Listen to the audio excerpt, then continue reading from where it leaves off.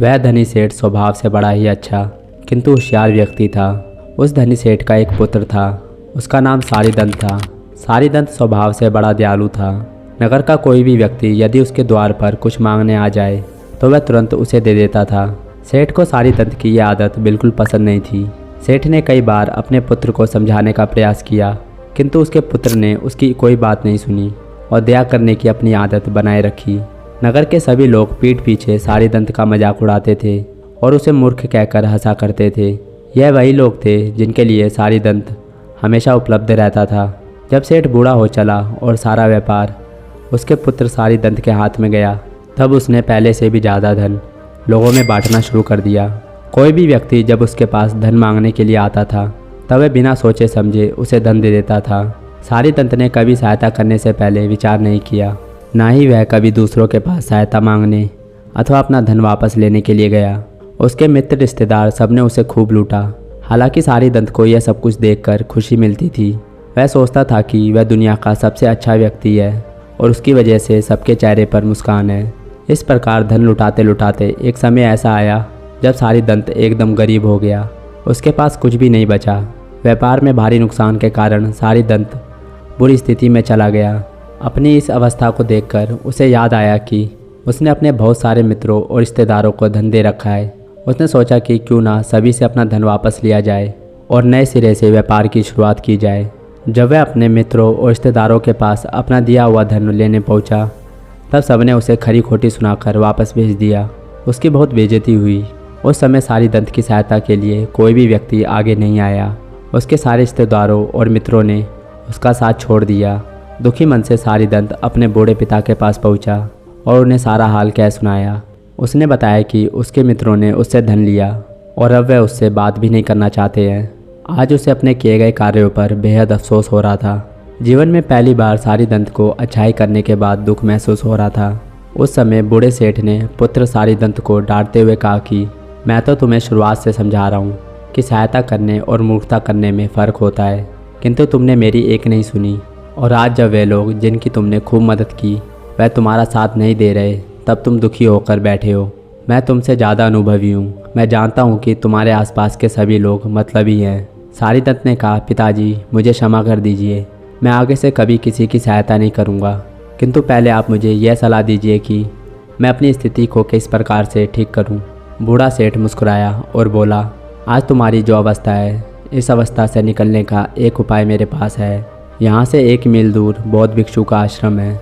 तुम्हें उनके गुरु गौतम बुद्ध से जाकर अवश्य मिलना चाहिए। अब वही तुम्हें आगे का रास्ता बताएंगे। पिता की बात मानकर सारीदंत गौतम बुद्ध के आश्रम की ओर चल पड़ा। वह बुद्ध के आश्रम में पहुंचा और उन्हें देखते ही प्रणाम किया। गौतम बुद्ध ने भी उसे बड़े प्यार से अपने पास बिठाया। सारीदंत ने भी अपनी सारी व्यथा गौतम बुद्ध से कह सुनाई और बोला कि मैं अब से किसी की सहायता नहीं करूँगा। मुझे सभी लोगों ने धोखा दिया। सारीदंत ने बुद्ध से पूछा, क्या इस दुनिया में अच्छा बनना पाप है? गौतम बुद्ध मुस्कुराए और बोले, बिल्कुल नहीं, बल्कि अच्छा बनना और सहायता करना तो मानव का प्रथम कर्तव्य होना चाहिए। अच्छाई को सदैव पुण्य कर्म में गिना जाता है। अच्छाई मनुष्य को सफलता की ओर लेकर जाती है, किंतु अच्छाई और सहायता करने की आदत को अपनाते समय कुछ विशेष बातों का ध्यान रखना अवश्य होता है। इसके भी कुछ नियम और सीमाएं होती हैं। यदि उन सीमाओं में रहकर अच्छाई की जाए तभी व्यक्ति स्वयं के लिए भी सुखों का अनुभव कर सकता है। दरअसल जब भी हम किसी के साथ अच्छा करते हैं तब उसे खुशी महसूस होती है और उसकी खुशी देखकर हम भी खुश हो जाते हैं, किंतु सहायता करने के बदले में हमारे मन में यह इच्छा उठती है कि यह व्यक्ति भी समय आने पर हमारी सहायता करे, और जब वह व्यक्ति हमारी सहायता नहीं करता तब हमें दुख पहुँचता है। सारीदंत बड़े ही ध्यान से गौतम बुद्ध की बातें सुन रहा था। सारीदंत ने बुद्ध से प्रश्न पूछा कि हम किस प्रकार ज़रूरत से ज़्यादा अच्छे बनने से बच सकते हैं। तब गौतम बुद्ध बोले, कई व्यक्ति ऐसे होते हैं जो चाहते हैं कि यदि हम अच्छाई कर रहे हैं तो हमारे साथ भी अच्छा हो, किंतु सबकी सोच एक जैसी नहीं हो सकती है।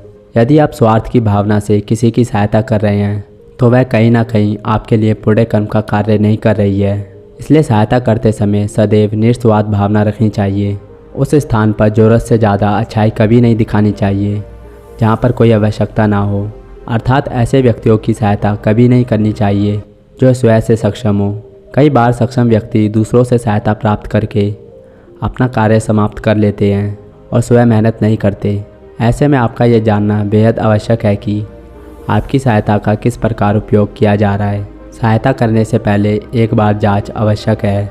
गौतम बुद्ध आगे कहते हैं कि यह जरूरी नहीं कि यदि कोई सहायता मांगने आए तो हर बार आप धन देकर ही विदा करें। कई बार आप उसे महत्वपूर्ण सलाह दे सकते हैं जिससे कि वह अपना काम आसानी से कर पाए। यदि आप व्यक्तियों को धन के स्थान पर सलाह देने लग जाएंगे तो निश्चित ही लालची और कपटी लोग आपसे दूरी बनाना प्रारंभ कर देंगे। आपकी सलाह से उनकी सहायता भी हो जाएगी और आपका धन भी सुरक्षित रहेगा। सहायता करते समय स्वयं को महत्व देना आवश्यक होता है। ऐसा ज़रूरी नहीं कि आप अपना सब कुछ लुटा कर ही दूसरों की सहायता करें। सबसे पहले अपनी ज़रूरत का ध्यान रखना आवश्यक है। यदि आपके पास ज़रूरत से ज़्यादा धन है और आप सक्षम हैं तभी सहायता करनी चाहिए। दरअसल जो व्यक्ति ज़रूरत से ज़्यादा अच्छे होते हैं लोग उनका हर जगह इस्तेमाल करते हैं और उनसे अपना फ़ायदा निकलवाते हैं। और व्यक्ति भी खुद को अच्छा बनाने की लालसा में दूसरों के लिए फ़ायदा पहुंचाने का कार्य सरलता से कर भी लेते हैं। लेकिन आपको कभी भी दूसरों को फ़ायदा पहुंचाने के लिए खुद को इस्तेमाल नहीं करने देना चाहिए, क्योंकि ये आप स्वयं के साथ अन्याय कर रहे हैं। जो लोग आपका फ़ायदा उठाकर आपको इज्जत देते हैं वह कभी भी दिल से आपके मित्र नहीं बन सकते। जब आपका महत्व ख़त्म होगा और आप गरीब हो जाएंगे, उनके किसी काम नहीं आएंगे, तब वे निश्चित ही आपका साथ छोड़कर चले जाएंगे। कई बार ना कहना आवश्यक होता है। ऐसा ज़रूरी नहीं है कि आप सभी व्यक्तियों की सहायता के लिए सदैव तत्पर रहें। कई बार आप उन्हें ना भी कह सकते हैं। इस संसार में कई ऐसे व्यक्तियों की आदत होती है जो दूसरों को मुंह पर कभी किसी बात के लिए मना नहीं कर पाते हैं और फिर बाद में पछताने लगते हैं। इसलिए कभी कभी ना कह देने में भी भलाई होती है। इससे सामने वाला व्यक्ति आपके महत्व को समझेगा और आपका आदर करेगा। गौतम बुद्ध बताते हैं कि अपने आसपास के मतलबी लोगों को पहचानना बेहद आवश्यक होता है। हर इंसान में दूसरे इंसान को परखने की क्षमता होनी चाहिए। और एक बार जब आप ये जान जाते हैं कि आपके आसपास कौन मतलबी है और कौन सच्चाई के साथ आपसे जुड़ा हुआ है, तब ऐसी स्थिति में बहुत कम संभावनाएं होती हैं कि आपका कोई फ़ायदा उठाकर चला जाए। दरअसल हम मनुष्य एक सामाजिक जानवर हैं। हम किसी भी परिस्थिति में अकेले नहीं रह सकते। हमें निश्चित ही समाज के अन्य व्यक्तियों के साथ संबंध की आवश्यकता होती है, किंतु उन संबंधों का आधार सच्चाई और निस्वार्थ हो, तभी यह संबंध लंबे समय तक चलते हैं। नहीं तो मतलबी लोगों का साथ केवल तब तक होता है जब तक आप उन्हें फ़ायदा दे रहे हैं।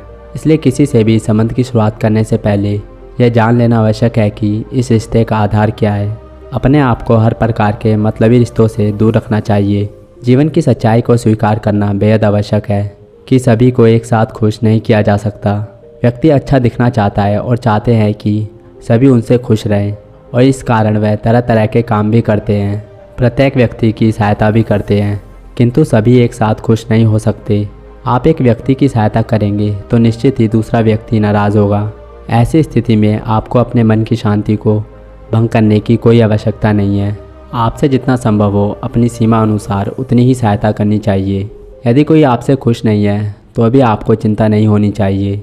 इस प्रकार गौतम बुद्ध ने सारीदत्त को अच्छा बनने की मर्यादाओं के विषय में बताया। सारीदत्त ने गौतम बुद्ध को प्रणाम किया और धन्यवाद देकर वहाँ से चला गया। उसने सोच लिया कि अब से वह जीवन भर इन मर्यादाओं का पालन करेगा और दूसरों के लिए मूर्खता भरा काम नहीं करेगा। तो दोस्तों, उम्मीद है आपको ये वीडियो पसंद आई होगी। धन्यवाद।